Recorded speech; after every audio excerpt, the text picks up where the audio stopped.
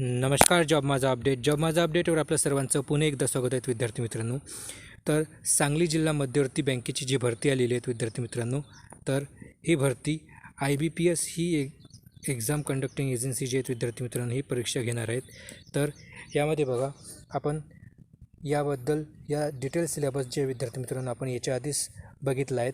त्यामध्ये आपल्याला बँकिंग आणि सहकार या विषयावर विद्यार्थी मित्रांनो जवळपास 40 प्रश्न जे आहेत परीक्षेत विचारले जाणार आहेत. त्यापैकी 20 प्रश्न जे आहेत विद्यार्थी मित्रांनो आपले सहकार या विषयावर असणार आहेत, तर 20 प्रश्न हे बँकिंग या विषयावर असणार आहेत.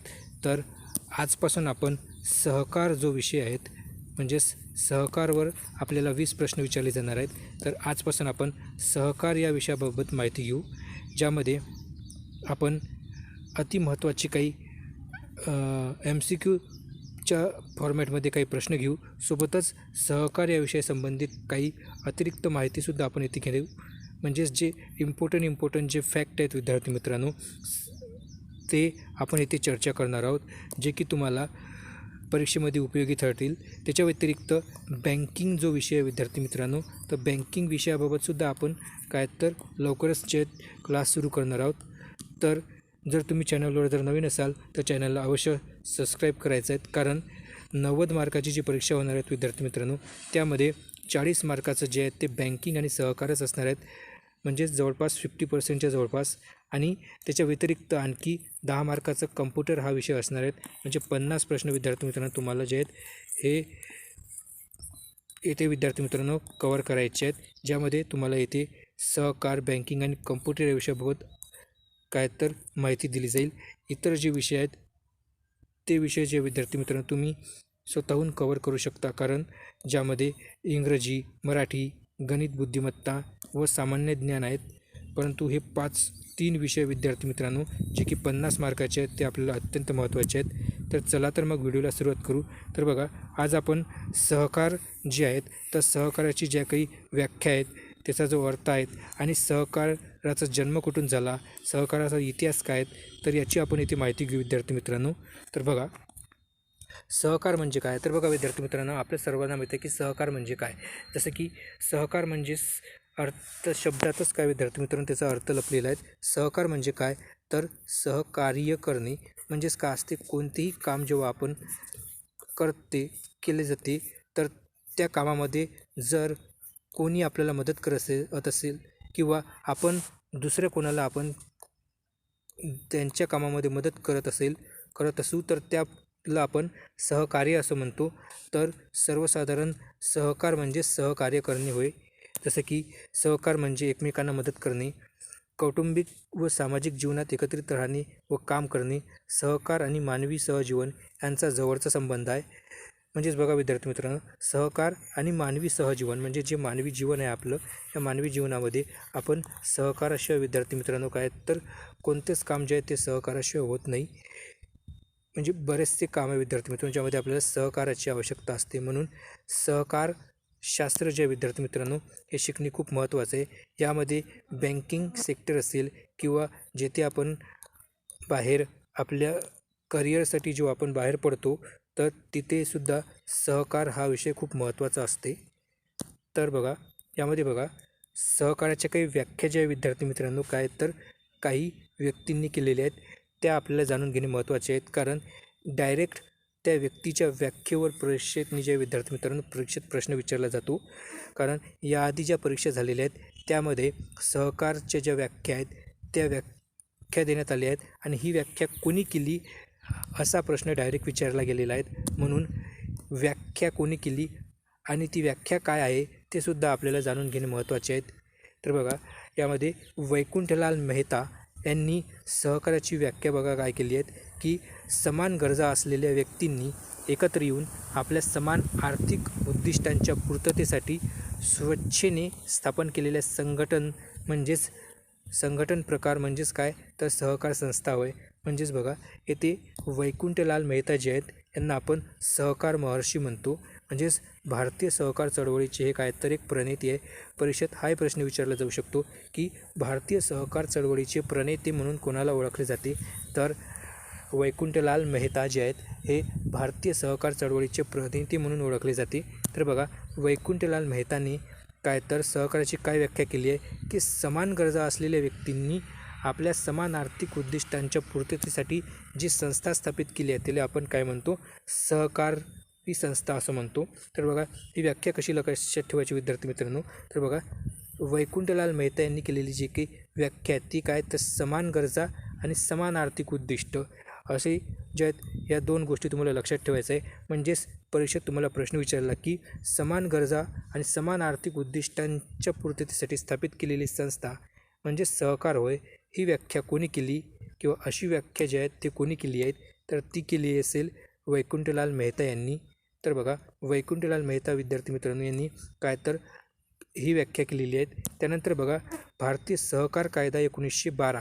तर बघा, 1912च्या आधी विद्यार्थी मित्रांनो 1904मध्ये भारतामध्ये पहिला सहकार कायदा पारित करण्यात आला होता. हा जो 1904चा जो सहकार कायदा आहे हा कायदा सहकारी पतसंस्था कायदा म्हणून करण्यात आला होता 1904ले. तर बघा, 1904चा जो कायदा आहे यामध्ये फक्त ज्या काही पतसंस्था स्थापित करण्यासाठीच जे विद्यार्थी मित्रांनो मान्यता देण्यासाठी काय तर हा कायदा पारित करण्यात आला होता. परंतु त्यामध्ये काही त्रुटी असल्यामुळे 1912मध्ये पुन्हा एक सहकार कायदा पारित करण्यात आला. या कायद्याच्या अंतर्गतच भारतामध्ये जेवढ्या काही सहकारी संस्था आहे त्या सहकारी संस्था ह्या भारत सहकार कायद्याच्या अंतर्गतच स्थापित केल्या जातात. यामध्ये बघा, भारत सहकार कायदा 1912नी एक सहकाराची व्याख्या केलेली आहे. ती व्याख्यासुद्धा तुम्हाला लक्षात ठेवायची आहे. बघा, भारतीय सहकार कायदा 1912च्या अंतर्गत सहकाराची व्याख्या काय तर सहकारी तत्त्वांना अनुसरून आपल्या सभासदांचे आर्थिक हितसंबंध वृद्धिगत करण्याचे ज्या संस्थेचे उद्दिष्ट असते तिला सहकारी संस्था असे म्हणतात.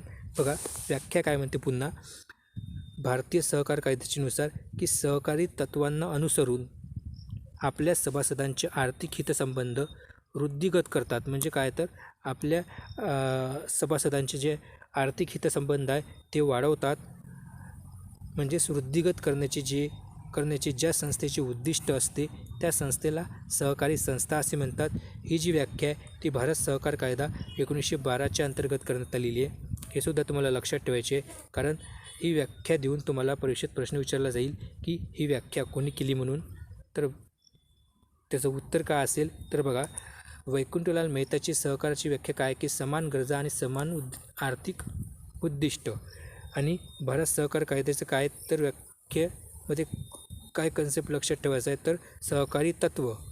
त्यानंतर बघा,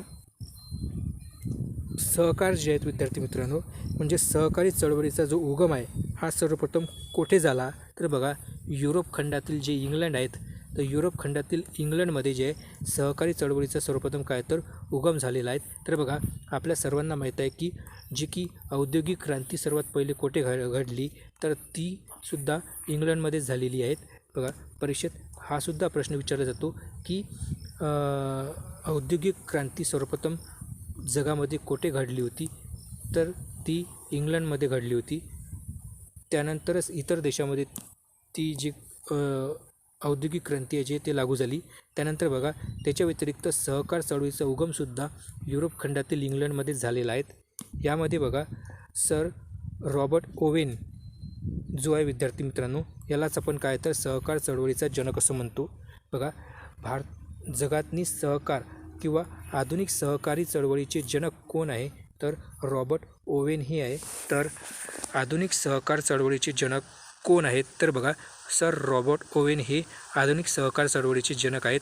परीक्षेत तुम्हाला डायरेक्ट प्रश्न विचारला जातो की आधुनिक सहकार चळवळीचे जनक कोणास मानले जाते किंवा कोण आहेत, तर बघा, ती आहे रॉबर्ट ओवेन. तर बघा, रॉबर्ट ओवेन यांनी काय केलं होतं की कामगारांचे जे काही हितसंबंध जोपासण्यासाठी काय तर त्यांनी काय केलं होतं विद्यार्थी मित्रांनो, तर कामगारांच्या सहकारी संस्था ज्या आहेत ते स्थापित केलेल्या होत्या. तर बघा, जेव्हा भारतामध्येच नव्हे तर जगामध्ये जेव्हा औद्योगिक क्रांती घडून आली तेव्हा खूप साऱ्या ज्या आहेत ते कारखानदारीच्या प्रथा ज्या आहे विद्यार्थी मित्रांनो ते सुरू झाले. म्हणजेच खूप सारे कारखाने जे आहेत ते काय तर स्थापित होऊ लागले आणि त्याच्यामध्ये जे काम करणारे जे काही कामगार लोक आहे त्या कामगारांचं जे आहेत ते काय तर शोषणसुद्धा होत होतं. आणि ते जे कामगार आहेत ते कामगार अधिकाधिक गरीब होत होते आणि त्यांच्या ज्या काही दैनंदिन जीवनातील गरजा आहे त्यासुद्धा पूर्ण होत नव्हत्या. म्हणून त्यासाठी काय तर सहकार हा जो काही विषय आहे या सहकार विषयाच्या अंतर्गत किंवा सहकाराच्या अंतर्गत सहकारी संस्था ज्या आहेत विद्यार्थी मित्रांनो काय तर स्थापित करण्यात आल्या, ज्याच्या अंतर्गत काय करण्यात आलं की ज्यांची जी की आर्थिक परिस्थिती कमकुवत आहे किंवा कमी आर्थिक परिस्थिती असणारे जेवढे काही सभासद आहेत त्यांनी मिळून काय तर सहकारी संस्था स्थापित करण्यास सुरुवात केली, ज्यामध्ये काय तर सर्व जे व्यक्ती असतात त्यामध्ये सभासद असणारे ते आपल्यापैकी सभासद म्हणून नोंदणी करतात आणि त्यांच्याकडे असणारे जे काही आर्थिक जे काही त्यांच्याकडे असणारे जे काही पैसे वगैरे असतील तर ते काय तर तेथे गुंतवणूक करून त्यांच्या ज्या काही दैनंदिन गरजा आहे तर त्या गरजा सामूहिकरित्या पूर्ण करण्यासाठी काय तर त्याचा उपयोग करत असत. तर बघा यामध्ये सर्वप्रथम बघा जगातली पहिली सहकारी संस्था जी आहे बघा, जगातली पहिली सहकारी संस्था बघा हे कोठे स्थापित झाली होती तर बघा जगातली पहिली सहकारी संस्था जी आहे ती इंग्लंडमधील रॉचडेल बघा इंग्लंडमधील रॉचडेल या ठिकाणी 28 विणकरांनी काय एकत्र येऊन सहकारी तत्वावर 1844 या साली Rochdale Equitable Pioneers Society limited या संस्थेची स्थापना केली. तर बघा परीक्षेमध्ये काय प्रश्न विचारला जातो तर बघा इथे 3 प्रश्न तयार होतात विद्यार्थी मित्रांनो. एक महत्त्वाचा प्रश्न की जगातील पहिली सहकारी संस्था हे कोठे स्थापित झाली, जगातील पहिली सहकारी संस्था हे कोठे स्थापित झाली, किंवा जगात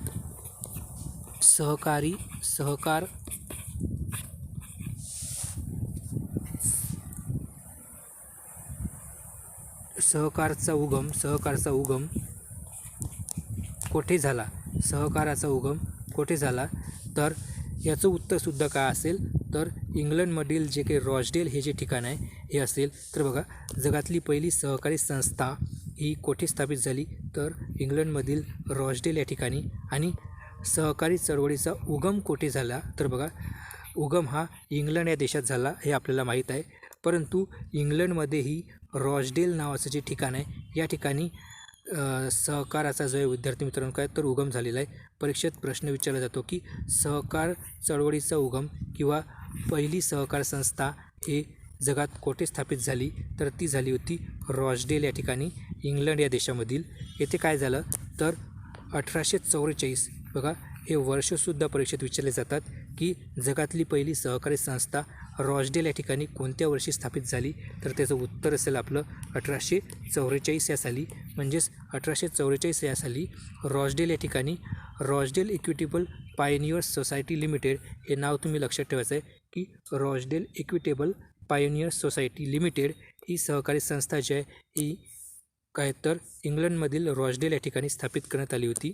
तर ही जी सहकारी संस्था होती ही एक सहकारी भांडार प्रकारची एक संस्था होती. त्यानंतर 1895मध्ये काय तर आंतरराष्ट्रीय सहकारी संघटनेची स्थापना करण्यात आली. आंतरराष्ट्रीय सहकार संघटना बघा आंतरराष्ट्रीय सहकार संघटना म्हणजेच इंटरनॅशनल कोऑपरेटिव्ह अलायन्स ही जी आहे ही संस्था 1895 बघा 1895 या वर्षी लंडन या ठिकाणी बघा 1895 या वर्षी लंडन येथे आंतरराष्ट्रीय सहकारी संघटना जी आहे ते स्थापित करण्यात आलेली होती. या संघटनेचं मुख्य उद्दिष्ट काय तर जगामध्ये जे काही सहकार चळवळी आहेत किंवा जगामधील जे काही सहकाराचे जे तत्त्व आहे किंवा सहकार संबंधित जेवढ्या काही तरतुदी आहे तर त्याचं प्रतिनिधित्व जे आहे किंवा ज्या संस्था आहे त्या संस्थांचं प्रतिनिधित्व आंतरराष्ट्रीय स्तरावर करण्यासाठी आणि काही सूचना देण्यासाठी किंवा मार्गदर्शन करण्यासाठी जे ते आंतरराष्ट्रीय सहकार संघटनेची स्थापना जे 1895 या वर्षी लंडन येथे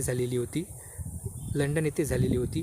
आणि ही आंतरराष्ट्रीय सहकार संघटना ज्या विद्यार्थी मित्रांनो आतासुद्धा आहेत, ज्याची स्थापना 1895ला झाली होती आणि ते लंडन येथे आहे. त्याच्या व्यतिरिक्त बघा आपल्या भारतामध्ये हे तर झाली जगामध्ये सहकार संघटना किंवा सहकारी संस्था किंवा सहकाराचा जो उगम आहे तो, परंतु आपल्या भारतामध्ये सहकार जे चळवळ आहे हे कशाप्रकारे त्याचा उगम झाला आणि कोणती संस्था सर्वप्रथम आपल्या भारतामध्ये सहकारी चळवळ संस्था स्थापित झाली, तर याची माहिती आपण घेऊ आता. तर बघा, भारतीय सहकार चळवळ. तर बघा, भारतीय सहकार चळवळमध्ये बघा, मुंबई प्रांतातील वडोदा येथे भारतातील पहिली सहकारी पतपुरवठा संस्था जी आहे ती 1889 रोजी विठ्ठल लक्ष्मण कवठेकर यांनी अनन्य सहाय्यकारी मंडळ या नावाने पहिली पतपुरवठा संस्था स्थापित केली. तर बघा विद्यार्थी मित्रांनो, आपल्या भारतामध्ये सर्वात पहिल्यांदा जे काही सहकारी संस्था आहे किंवा सहकारी पतपुरवठा संस्था जी आहे, म्हणजेच पैशाचं पुरवठा करणारी जी काही सहकार तत्वावरील जी संस्था आहे, ही संस्था आपली मुंबई प्रांतामध्ये सुरू करण्यात आलेली होती. हे एक तुम्हाला लक्षात ठेवायचं आहे की भारतातली पहिली सहकारी पतपुरवठा संस्था ही कोणत्या प्रांतामध्ये स्थापित करण्यात आली होती, तर मुंबई प्रांतामध्ये. आणि मुंबई प्रांतातील बडोदा या ठिकाणी भारतातली पहिली सहकारी पतपुरवठा संस्था जी आहे ही 1889. बघा, हे वर्षसुद्धा तुम्हाला लक्षात ठेवायचं आहे की भारतातली पहिली सहकारी पतपुरवठा संस्था कोणत्या वर्षी स्थापित झाली, तर ती 1889 या वर्षी स्थापित झालेली होती, जे की बडोदा या ठिकाणी झाली होती. आणि या संस्थेची स्थापना विठ्ठल लक्ष्मण कवठेकर यांनी केली होती. ज्या संस्थेचं नाव होतं अनन्य सहाय्यकारी मंडळी. तर ह्या 4 महत्त्वाच्या गोष्टी तुम्हाला लक्षात ठेवायचं आहे. एक म्हणजेच भारतातील पहिली सहकारी पतपुरवठा संस्था हे कोणत्या वर्षी स्थापित झाली, तर 1889मध्ये. या संस्थेची स्थापना कोणी केली, तर विठ्ठल लक्ष्मण कवठेकर. आणि या सहकारी संस्थेचे जे काही नाव आहे ते काय होते, तर ते होतं अनन्य सहाय्यकारी मंडळ. आणि चौथा प्रश्न म्हणजेच ही जी सहकारी चळवळ आहे हे कोणत्या प्रांतामध्ये सर्वप्रथम स्थापित झाली होती, तर ती झाली होती मुंबईमधील बडोदा येथे. त्यानंतर बघा, ब्रिटिश सरकारने भारतातील सहकारी चळवळीस मूर्तस्वरूप देणारा सहकार कायदा सन 1904मध्ये संमत केला. तर बघा, येथे काय देण्यात आलेलं आहे की भारतातला पहिला सहकार कायदा कोणत्या वर्षी पारित झाला, तर बघा विद्यार्थी मित्रांनो, 1904 या वर्षी भारतातला पहिला सहकार कायदा जे आहे तो पारित करण्यात आला होता.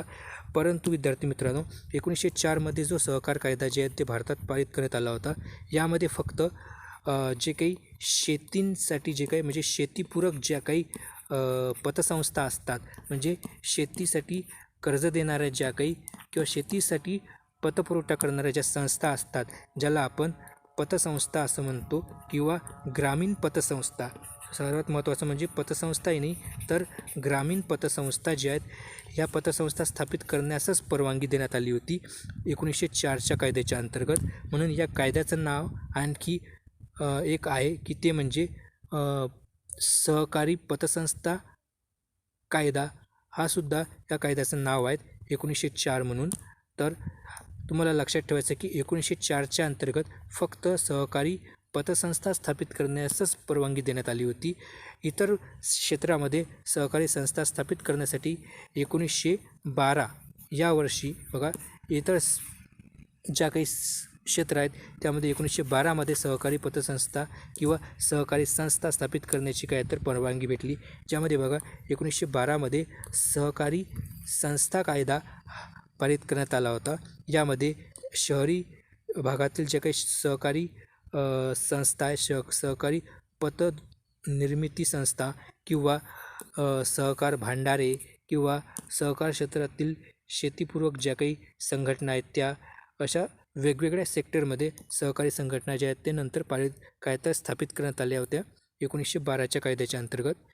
त्यानंतर बघा, श्री R.G. सरैया यांच्या अध्यक्षतेखाली काय तर सहकार नियोजन समिती, बघा सहकार नियोजन समिती जी आहे ही श्री R.G. सरैया यांच्या अध्यक्षतेखाली जी आहेत 1945 या वर्षी काय तर स्थापित केली गेली होती.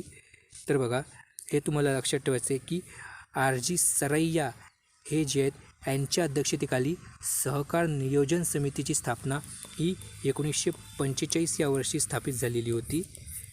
येथे तुमचे 2 प्रश्न बनतात, ते म्हणजे R.G. सरैया यांच्या अध्यक्षतेखाली कोणती समिती नेमली गेली होती किंवा सहकार नियोजन समिती ही कोणाच्या अध्यक्षतेखाली स्थापित करण्यात आली होती, तर R.G. सरैया यांच्या किंवा आरजी सरया यांच्या अध्यक्षतेखाली सहकार नियोजन समितीची स्थापना ही कोणत्या वर्षी झाली होती?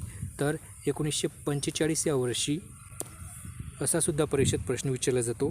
त्यानंतर बघा, बँकिंग सोयी व सुधारणांसाठी सरकारने पुरुषोत्तमदास ठाकूरदास यांच्या अध्यक्षतेखाली ग्रामीण व बँकिंग चौकशीची समिती जी आहे 1949 हे नेमली होती.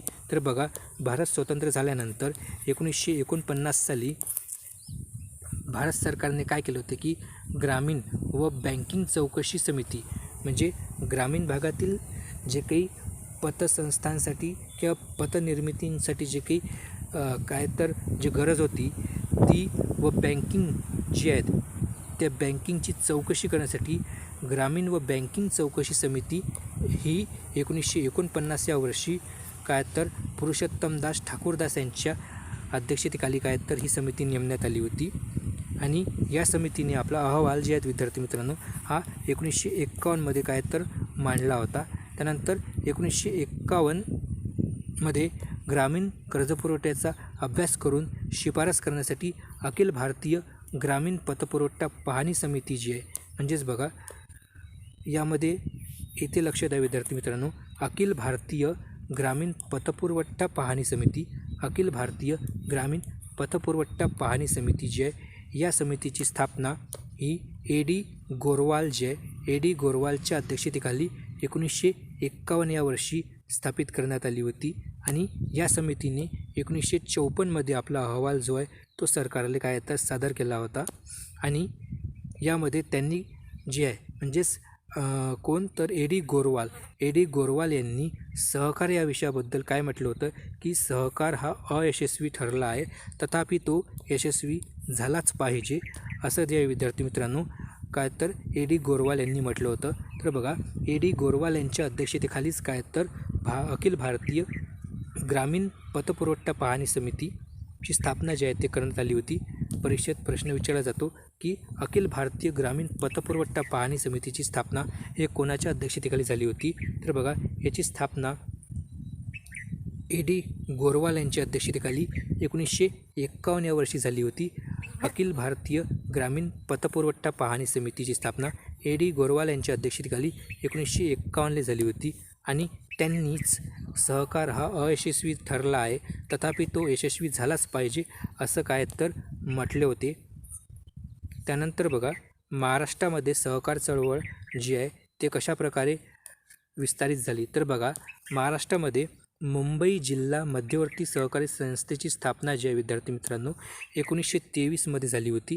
तर बघा, 1923 या वर्षी मुंबई जिल्हा मध्यवर्ती सहकारी संस्थेची स्थापना झाली होती. पुढे जाऊन जे आता आपल्या राज्यामध्ये जे काही महाराष्ट्र राज्य सहकारी बँक जे आहेत, जे की महाराष्ट्र राज्यातील राज्य शिखर बँक आहे विद्यार्थी मित्रांनो.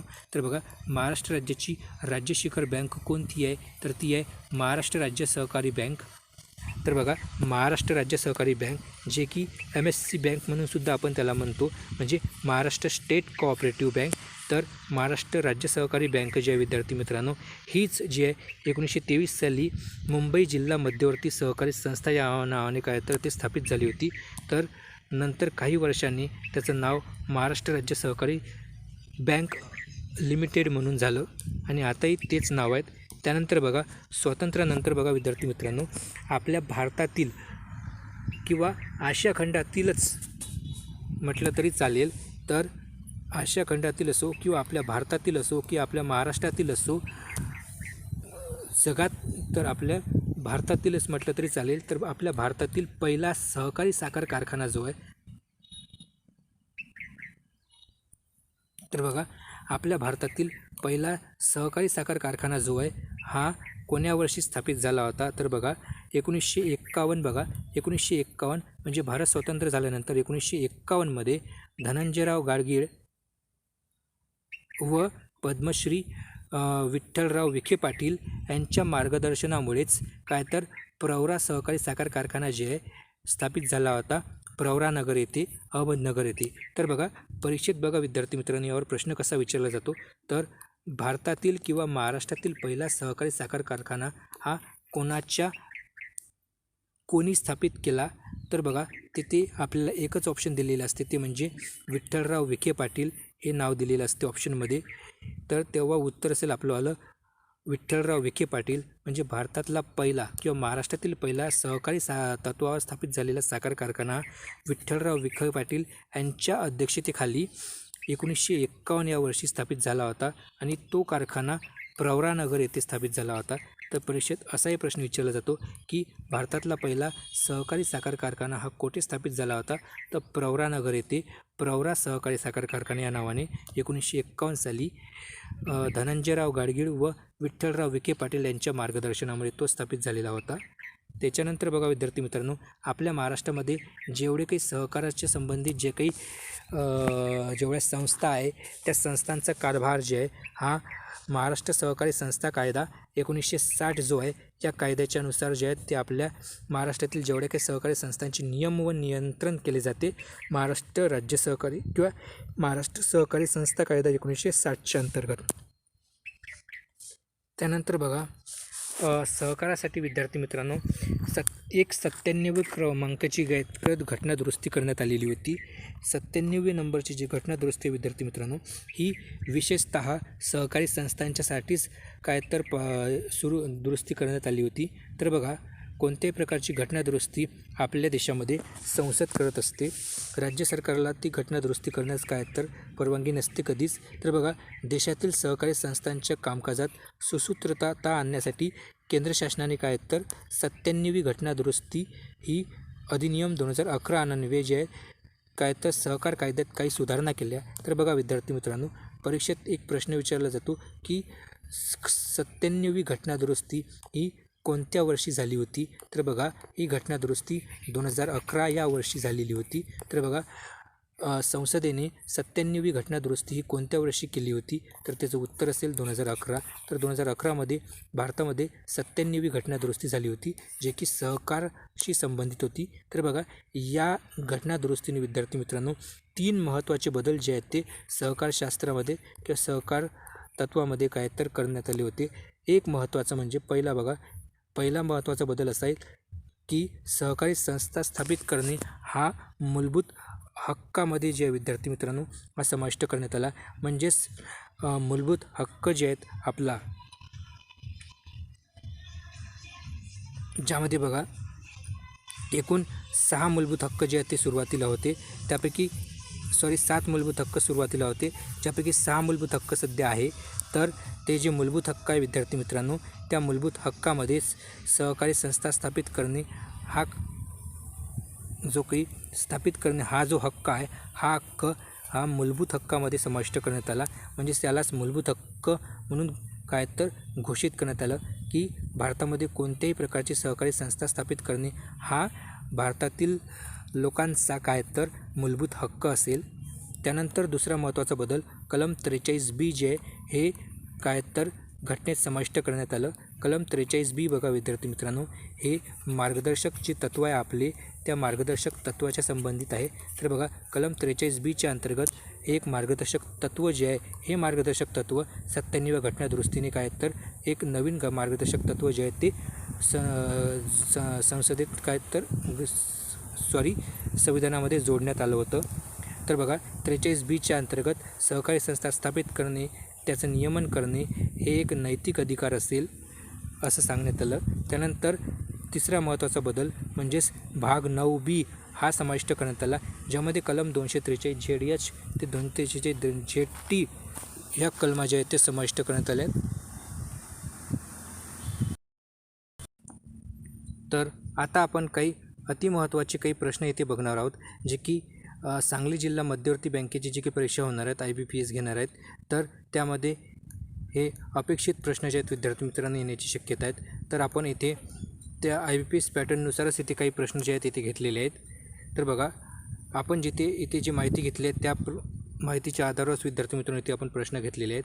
तर बघा प्रश्न क्रमांक पहिला आहे कोऑपरेशन हा मूळ शब्द कोणत्या भाषेतील शब्दापासून आला आहे. तर बघा कोऑपरेशन म्हणजेच काय असते तर ज्यालाच आपण सहकार असं म्हणतो. तर बघा सहकार जेला आपण कोऑपरेशन म्हणतो तर हा जो कोऑपरेशन आहे आपण इंग्लिश भाषेमध्ये आपल्याला काय तर आपण याला कोऑपरेशन असं म्हणतो. तर बघा हा जो शब्द आहे हा मूळचा कोणत्या भाषेतून आला आहे, तर बघा याचं आपलं बरोबर उत्तर काय असणार, तर याचं बरोबर उत्तर असणार आहे विद्यार्थी मित्रांनो ऑप्शन क्रमांक बी लॅटिन. तर कोऑपरेशन हा जो शब्द आहे हा मूळ भाषेतील कोण्या भाषेतून आला आहे, तर लॅटिन या भाषेतून आलेला आहे विद्यार्थी मित्रांनो. त्यानंतर बघा प्रश्न क्रमांक 2 आपला, आधुनिक सहकारी चळवळीचे जनक कोणाला मानले जाते, तर बघा आधुनिक सहकारी चळवळीचे जनक कोणाला मानले जाते, तर बघा येथे आपल्याला 4 वेगवेगळे ऑप्शन दिलेले आहेत, जसे की option A Dhananjayrao Gadgil, option B Paul Lambert, option C sir Robert Owen आणि ऑप्शन डी विठ्ठलराव विखे पाटील. तर बघा विद्यार्थी मित्रांनो आधुनिक सहकारी चळवळीचे जनक किंवा सहकार चळवळीचे जनक म्हणून कोणाला ओळखले जाते, तर बघा याचं बरोबर उत्तर काय असेल, तर याचं बरोबर उत्तर असणार आहे ऑप्शन क्रमांक सी म्हणजेच रॉबर्ट ओवेन. तर सर रॉबर्ट ओवेन यालाच आपण काय विद्यार्थी मित्रांनो सहकार चळवळीचे जनक असे म्हणतो. त्यानंतर बघा प्रश्न क्रमांक 3, इसवी सन 1844 रोजी कोणत्या ठिकाणी इंग्लंडमध्ये 28 विणकरांनी एकत्र येऊन सहकारी संस्थेची स्थापना केली, तर बघा विद्यार्थी मित्रांनो याआधी मी तुम्हाला माहिती सांगितली आहे की 28 विणकरांनी मिळून जगातली पहिली सहकारी संस्था जी आहे ते कोण्या देशामध्ये आणि कोठे स्थापित केली याबद्दल, तर बघा याचं बरोबर उत्तर काय असणार, तर येथे ऑप्शन क्रमांक बी म्हणजेच रॉचडेल. तर बघा विद्यार्थी मित्रांनो रॉचडेल या ठिकाणी जे आहेत काय तर इंग्लंड या ठिकाणी इंग्लंड देशातील रॉचडेल या ठिकाणी 1844 या वर्षी 28 विणकरांनी जगातली पहिली काय तर सहकारी संस्था स्थापित केली होती. त्या सहकारी संस्थेचं नाव काय याबद्दल माहितीसुद्धा मी तुम्हाला दिलेली आहे, त्यावरसुद्धा परीक्षेत प्रश्न विचारला जाऊ शकतो. तर बघा येथे तुम्हाला लक्षात ठेवायचं आहे कोण्या ठिकाणी कोणत्या वर्षी स्थापित केली आणि किती विणकरांनी स्थापित केली हा प्रश्न परीक्षेत विचारला जाऊ शकतो. तर 28 विणकरांनी 1844 या वर्षी रॉचडेल या ठिकाणी पहिली सहकारी संस्था जी आहे ते स्थापित केली होती. त्यानंतर बघा प्रश्न क्रमांक 4, लंडन येथे आंतरराष्ट्रीय सहकारी संघटनेची स्थापना कोणत्या वर्षी झाली, तर बघा आंतरराष्ट्रीय सहकारी संघटना म्हणजेच इंटरनॅशनल कोऑपरेटिव्ह अलायन्स या संघटनेची स्थापना ही कोण्या वर्षी झाली, तर बघा येथे आपल्याला 4 ऑप्शन दिलेले आहेत. यापैकी आपलं बरोबर उत्तर काय असेल, तर याचं बरोबर उत्तर असणार बघा विद्यार्थी मित्रांनो ऑप्शन क्रमांक बी आपलं बरोबर उत्तर असणार आहे म्हणजेच 1895. तर 1895 या वर्षी लंडन या ठिकाणी आंतरराष्ट्रीय सहकारी संघटनेची स्थापना जी आहे ते करण्यात आलेली होती. तर तुम्हाला इथे लक्षात ठेवायचं आहे 1895 या वर्षी आणि कोण्या ठिकाणी स्थापित झाली, तर लंडन या ठिकाणी स्थापित झालेली आहेत. परीक्षेत प्रश्न विचारला जाऊ शकतो असा आहे की 1895 या वर्षी आंतरराष्ट्रीय सहकारी संघटनेची स्थापना कोणत्या ठिकाणी झाली, तर त्याचं उत्तर असेल मग आपलं लंडन या ठिकाणी. त्यानंतर बघा प्रश्न क्रमांक 5, भारतातील पहिली सहकारी पतपुरवठा संस्था 5 फेब्रुवारी 1889 रोजी अनन्य सहाय्यकारी मंडळी या नावाने कोणी स्थापित केली. बघा भारतातली पहिली सहकारी पतपुरवठा संस्था जसे की 1844मध्ये बघा जगातली पहिली सहकारी संस्था जी आहे ती कुठे स्थापित झाली होती, तर रॉचडेलला स्थापित झाली होती. त्याचप्रकारे भारतातली पहिली सहकारी पतपुरवठा संस्था जी आहे ते कोणी स्थापित केली आणि ज्याचं नाव आहे अनन्य सहाय्यकारी मंडळी, ज्याची स्थापना 1889मध्ये झाली होती. तर याचं बरोबर उत्तर असणार आहे ऑप्शन क्रमांक सी म्हणजेच विठ्ठल लक्ष्मण कवठेकर. तर विठ्ठल लक्ष्मण कवठेकर जे आहेत यांनी जे आहेत भारतातली पहिली सहकारी पतपुरवठा संस्था जी आहे अनन्य सहाय्यकारी मंडळी या नावाने स्थापित केली होती. त्यानंतर बघा प्रश्न क्रमांक 6, भारतात ब्रिटिश सरकारने पहिला सहकारी पतसंस्था कायदा हा कोणत्या वर्षी संमत केला, तर बघा याचं बरोबर उत्तर काय असेल, तर बघा भारतातला पहिला सहकारी पतसंस्था कायदा किंवा भारतातला पहिला सहकार कायदा जो आहे म्हणजे सिंपल तुम्ही लक्षात ठेवायचं की भारतातला पहिला सहकार कायदा हा कोणत्या वर्षी पारित झाला, तर याचं बरोबर उत्तर काय असेल, तर याचं बरोबर उत्तर असणार आहे ऑप्शन क्रमांक बी 1904. तर 1904 या वर्षी भारतातला पहिला सहकार कायदा जो आहे तो पारित करण्यात आला होता, ज्या कायद्याचं नाव आहे सहकारी पतसंस्था कायदा. बघा हा जो कायदा विद्यार्थी मित्रांनो 1904 रोजी पारित झालेला, या कायद्याच्या अंतर्गत पतसंस्था स्थापित करण्यास काय तर परवानगी देण्यात आली आणि 1904च्या कायद्याच्या अंतर्गत फक्त कृषी क्षेत्रातील पतसंस्था स्थापित करण्याचीच परवानगी देण्यात आलेली होती. म्हणून याच कायद्याला नाव आणखी असं आहे की पहिला सहकारी पतसंस्था कायदा. त्यानंतर बघा याच्यानंतर 1912 या वर्षी जे विद्यार्थी मित्रांनो दुसरा सहकारी संस्था कायदा पारित करण्यात आला होता. या सहकारी संस्था कायद्याच्या अंतर्गत इतर क्षेत्रातसुद्धा सहकारी संस्था स्थापित करण्याची सुरुवात झाली. त्यानंतर बघा प्रश्न क्रमांक 7, भारतातील सहकारी चळवळीची प्रगती व त्रुटी अभ्यासण्यासाठी 1914 साली कोणाच्या अध्यक्षतेखाली समिती नेमली गेली. तर बघा प्रश्न पुन्हा एकदा आहे का, भारतातली सहकारी चळवळीची जी प्रगती आहे व त्रुटी आहे याचा अभ्यास करण्यासाठी आणि त्याच्या संबंधित काही उपाययोजना सांगण्यासाठी कोणाच्या अध्यक्षतेखाली 1914 या वर्षी काय तर एक समिती नेमली गेली होती. तर बघा याचं बरोबर उत्तर काय असणार आपलं, तर ऑप्शन क्रमांक ए हे आपलं बरोबर उत्तर असणार आहेत. म्हणजेच बघा सहकार चळवळीची प्रगती आणि त्याची त्रुटी जी आहेत याचा अभ्यास करण्यासाठी ॲडवर्ड मॅकलेगन यांच्या अध्यक्षतेखाली 1914 साली जे आहेत एक समिती नेमण्यात आलेली होती. त्यानंतर बघा प्रश्न क्रमांक 8, कृषी पतपुरवठा समिती 1944 साली कोणाच्या अध्यक्षतेखाली स्थापित करण्यात आली होती. तर बघा कृषी अर्थपुरवठा समिती जी आहेत या समितीची स्थापना 1944ला झाली होती. ही समिती कोणाच्या अध्यक्षतेखाली स्थापित करण्यात आली होती. तर बघा याचं बरोबर उत्तर काय असेल, तर ऑप्शन क्रमांक बी याचं बरोबर उत्तर असणार आहेत. म्हणजेच धनंजयराव गाडगीळ हे जे आहेत कृषी पतपुरवठा समिती 1944 जी आहे याची स्थापना जी आहे ही धनंजयराव गाडगीळ यांच्या अध्यक्षतेखाली झाली होती. म्हणून आपलं बरोबर उत्तर असणार आहे की कृषी पतपुरवठा समिती जी आहे ही धनंजयराव गाडगीळ यांच्या अध्यक्षतेखाली नेमण्यात आली होती. त्यानंतरचा बघा प्रश्न क्रमांक 9, सहकार नियोजन समिती ही कोणाच्या अध्यक्षतेखाली नेमली गेली होती. तर बघा सहकार नियोजन समिती ही कोणाच्या अध्यक्षतेखाली नेमण्यात आली होती. तर याचं बरोबर उत्तर असणार आहेत आपलं ऑप्शन क्रमांक ए RG सरैया. तर RG सरैया यांच्या अध्यक्षतेखाली सहकार नियोजन समिती जी आहे ते नेमण्यात आली होती. त्यानंतर बघा प्रश्न क्रमांक 9, सहकार अयशस्वी ठरला आहे आणि तथापि तो यशस्वी झालाच पाहिजे असे कोणत्या समितीने आपल्या अहवालात म्हटले आहे. बघा सहकार अयशस्वी ठरला आहे आणि तथापि तो यशस्वी झालाच पाहिजे असे कोणत्या समितीने आपल्या अहवालात म्हटले आहे. तर बघा येथे आपल्याला 4 ऑप्शन दिलेले आहेत. यापैकी आपलं बरोबर उत्तर असणार आहेत ऑप्शन क्रमांक बी याचं बरोबर उत्तर असणार आहेत. म्हणजेच अखिल भारतीय ग्रामीण पतपुरवठा पाहणी समिती, गोरवाल समिती. तर बघा अखिल भारतीय ग्रामीण पतपुरवठा पाहणी समिती जे की AD गोरवाल, बघा AD गोरवाल यांच्या अध्यक्षतेखाली जे अखिल भारतीय ग्रामीण पतपुरवठा पाहणी समिती नेमण्यात आली होती. या समितीच्या अंतर्गतच आणि या समितीनेच बघा काय म्हटलं होतं की सहकार जो आहे तो अयशस्वी ठरला आहे तथापि तो यशस्वी झालाच पाहिजे असं जे आहे या समितीने आपल्या अहवालात म्हटलं होतं. तर बघा आपलं बरोबर उत्तर काय असेल, तर मग इथे ऑप्शन क्रमांक बी असेल अखिल भारतीय ग्रामीण पतपुरवठा पाहणी समिती जी की AD गोरवाल यांच्या अध्यक्षतेखाली नेमण्यात आली होती. हे सुद्धा तुम्हाला लक्षात ठेवायचं आहे, कारण परीक्षेत प्रश्न असा विचारला जातो की अखिल भारतीय ग्रामीण पतपुरवठा पाहणी समितीची स्थापना कोणाच्या अध्यक्षतेखाली झाली. तर AD गोरवाल, बघा लक्षात ठेवायचं आहे AD गोरवाल. त्यानंतर बघा प्रश्न क्रमांक 10, 1951मध्ये भारतातील पहिला सहकारी साखर कारखाना कोठे स्थापित झाला.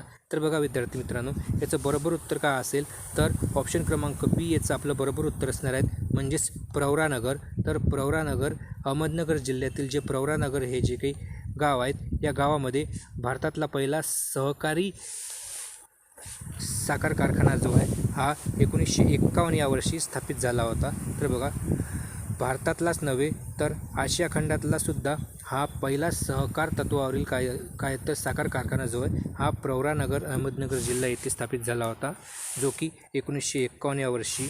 त्यानंतर बघा प्रश्न क्रमांक 11, भारतातील पहिला सहकारी साखर कारखाना कोणी स्थापित केला होता. तर बघा भारतातला पहिला सहकारी साखर कारखाना जो की प्रवरानगर येथे स्थापित झाला होता विद्यार्थी मित्रांनो, जो 1951 साली स्थापित झाला होता. तर हा जो कारखाना आहे हा कारखाना कोणी स्थापित केला होता. तर याचं बरोबर उत्तर काय असेल, तर याचं बरोबर उत्तर असणारं विद्यार्थी मित्रांनो ऑप्शन क्रमांक सी पद्मश्री विठ्ठलराव विखे पाटील. तर भारतातला पहिला सहकारी साखर कारखाना जो की 1951 या वर्षी प्रवरानगर, बघा प्रवरानगर अहमदनगर जिल्ह्यामध्ये स्थापित झाला होता, जो विठ्ठलराव विखे पाटील यांनी काय तर या स्थापनेमागे यांचा हात होता, तर यांनी स्थापित केला होता. त्यानंतर बघा प्रश्न क्रमांक 12, महाराष्ट्र सहकार संस्था कायदा कोणत्या वर्षी पारित करण्यात आला? तर महाराष्ट्र राज्यामध्ये जेवढ्या काही सहकारी संस्था विद्यार्थी मित्रांनो, त्या सहकारी संस्थांचं नियमन आणि त्याच्यावर नियंत्रण करण्यासाठी महाराष्ट्र राज्य सरकारने महाराष्ट्राची स्थापना झाल्यानंतर, जेव्हा महाराष्ट्र राज्याची स्थापना 1960मध्ये महाराष्ट्र राज्याची स्थापना झाली, त्यानंतर बघा विद्यार्थी मित्रांनो, प्रश्न क्रमांक 12, महाराष्ट्र राज्य सहकार कायदा कोणत्या वर्षी पारित करण्यात आला? महाराष्ट्र राज्य सहकार कायदा हा कोणत्या वर्षी पारित करण्यात आला? तर याचं बरोबर उत्तर का असेल? तर याचं बरोबर उत्तर असणार आहे विद्यार्थी मित्रांनो ऑप्शन क्रमांक सी म्हणजेच 1960. तर महाराष्ट्राची स्थापना झाल्यानंतर, आपल्या महाराष्ट्र राज्याची स्थापना झाल्यानंतर 1960मध्ये महाराष्ट्र सहकार कायदा किंवा यालाच आपण म्हणतो महाराष्ट्र राज्य सहकार कायदा, महाराष्ट्र राज्य सहकार कायदा हा कायदा 1960 साली विद्यार्थी मित्रांनो काय तर पारित करण्यात आला होता. आणि या कायद्याच्या अंतर्गतच आपल्या महाराष्ट्रामध्ये जेवढ्या काही सहकारी संस्था आहे, जसं की पतसंस्था असेल, नागरी सहकारी बँका असेल किंवा इतर सहकारी संस्था असतील, बँकिंगच्या व्यतिरिक्त जे काही गैरपतसंस्था म्हणतात आपण त्याला, तर त्या सर्व संस्था विद्यार्थी मित्रांनो काय तर 1960च्या कायद्याच्या अंतर्गत त्याच्यामध्ये त्यांच्यावर नियंत्रण व नियमन केले जाते. त्यानंतर बघा प्रश्न क्रमांक 13, मुंबई जिल्हा मध्यवर्ती सहकारी संस्थेची स्थापना ही कोणत्या वर्षी झाली? प्रश्न क्रमांक 13, मुंबई जिल्हा मध्यवर्ती सहकारी संस्थेची स्थापना ही कोणत्या वर्षी झाली? तर बघा याचं बरोबर उत्तर काय असेल? तर इथे आपल्याला 4 ऑप्शन दिलेले आहेत. Option A 1904, option B 1923, option C 1935 आणि ऑप्शन डी 1960. तर याचं बरोबर उत्तर असणार आपलं ऑप्शन क्रमांक बी म्हणजेच 1923 या वर्षी. तर तुम्हाला लक्षात ठेवायचं आहे की मुंबई जिल्हा मध्यवर्ती सहकारी संस्था जी आहे, मुंबई जिल्हा मध्यवर्ती सहकारी संस्था जी आहे, या संस्थेची स्थापना विद्यार्थी मित्रांनो 1923 या वर्षी झालेली आहेत. तर हीच जी काही मुंबई जिल्हा मध्यवर्ती सहकारी संस्था आहे, ही संस्था आता महाराष्ट्र राज्य सहकारी बँक जी आहे, आपली महाराष्ट्र राज्य सहकारी बँक जी आहे, ती बँकच ही मुंबई जिल्हा मध्यवर्ती सहकारी संस्था आहे. पुढे जाऊन या संस्थेचंच रूपांतर महाराष्ट्र राज्य सहकारी बँकेमध्ये झालेलं आहे. तर ती संस्था म्हणजेच मुंबई जिल्हा मध्यवर्ती सहकारी संस्था होय, ज्याची स्थापना 1923 या वर्षी झाली होती. त्यानंतर बघा प्रश्न क्रमांक 14, देशातील सहकारी संस्थांच्या कामकाजात सुसूत्रता आणण्यासाठी केंद्र शासनाने कोणती घटनादुरुस्ती केली होती? तर बघा सहकार कायद्याशी संबंधित केंद्र सरकारने घटनादुरुस्ती केली होती विद्यार्थी मित्रांनो. त्या घटनादुरुस्तीच्या अंतर्गत काही महत्त्वाचे काही बदल जे आहेत त्याच्यामध्ये करण्यात आले होते. तर बघा याचं बरोबर उत्तर असणार आहे आपलं ऑप्शन क्रमांक सी म्हणजेच 97वी घटनादुरुस्ती. तर 97वी जी घटनादुरुस्ती आहे ही 2011 या वर्षी झाली होती. तर हे सुद्धा तुम्हाला लक्षात ठेवायचं आहे की 97वी घटनादुरुस्ती कोणत्या वर्षी झाली? तर 2011 या साली. आणि 97व्या घटनादुरुस्तीच्या अंतर्गत काय तर एक सहकार कायद्याशी संबंधित काही महत्त्वाच्या दुरुस्त्या ज्या विद्यार्थी मित्रांनो करण्यात आल्या होत्या. तर याबद्दल आपण याच्या आधी जे याच व्हिडिओमध्ये आपण माहिती घेतलेली आहे तिथे तुम्ही बघू शकता त्यामध्ये कोणकोणते बदल करण्यात आले आहेत. तर त्यानंतरचा प्रश्न बघा प्रश्न क्रमांक 15, मानवी भूमिकेतून व्यक्तींनी स्वेच्छेने एकत्र येऊन आपल्या आर्थिक हिताच्या वृद्धीसाठी समानतेच्या तत्त्वावर स्थापन केलेल्या संघटना म्हणजेच सहकारी संस्था होय. ही व्याख्या कोणी केली आहे? बघा ही सहकारी संस्थेची एक व्याख्या आहे. ही व्याख्या कोणी केली आहे? बघा व्याख्या काय म्हणते की मानवी भूमिकेतून व्यक्तींनी स्वेच्छेने एकत्र येऊन आपल्या आर्थिक हिताच्या वृद्धीसाठी समानतेच्या तत्त्वावर स्थापन केलेली एक संघटना म्हणजे सहकारी संस्था होय. ही व्याख्या कोणी केली? तर बघा इथे आपल्याला 4 ऑप्शन दिलेले आहेत. यापैकी आपलं बरोबर उत्तर का असेल? तर याचं बरोबर उत्तर असणार आहे आपलं ऑप्शन क्रमांक ए म्हणजेच एच कॅवर्ट. तर एच कॅवर्टने ही व्याख्या केलेली आहे सहकारी संस्थेची. तर वैकुंठलाल मेहताने एक व्याख्या केली होती सहकारी संस्थेची. ती व्याख्या तुम्हाला मी व्हिडिओमध्ये सुरुवातीला सांगितली आहेत काय तर ते सुद्धा प्रश्नामध्ये येऊ शकते. त्यानंतर बघा प्रश्न क्रमांक 16 आणि आपला शेवटचा प्रश्न क्रमांक 16 काय म्हणते बघा, ग्रामीण व बँकिंग चौकशी समिती 1949 साली कोणाच्या अध्यक्षतेखाली करण्यात आली. तर बघा, ग्रामीण व बँकिंग चौकशी समितीची जी स्थापना आहे, ही स्थापना कोणाच्या अध्यक्षतेखाली करण्यात आली होती? तर याचं बरोबर उत्तर असणार आहे ऑप्शन क्रमांक बी, म्हणजे पुरुषोत्तमदास ठाकूरदास यांच्या अध्यक्षतेखाली ग्रामीण व बँकिंग चौकशी समिती 1949 ही स्थापित करण्यात आलेली होती. तर अशा प्रकारचे प्रश्न परीक्षेने विद्यार्थी मित्रांनो तुम्हाला पाहायला मिळणार आहेत.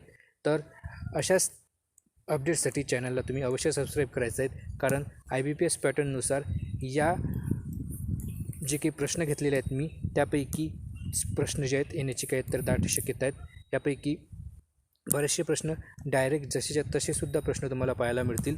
सोबतच विद्यार्थी मित्रांनो, मी तुम्हाला सुरुवातीला सहकार कायदा आणि सहकारची व्याख्या आणि विस्तार कसा झाला आहे, इतिहास, या सर्व याची माहिती तुम्हाला विद्यार्थी मित्रांनो दिलेली आहेत आणि त्याच्यावर आधारित हे आपले 16 प्रश्न होते. तर अशाच अपडेट्ससाठी चॅनलला अवश्य सबस्क्राईब करायचं आहे. धन्यवाद. जय हिंद, जय महाराष्ट्र.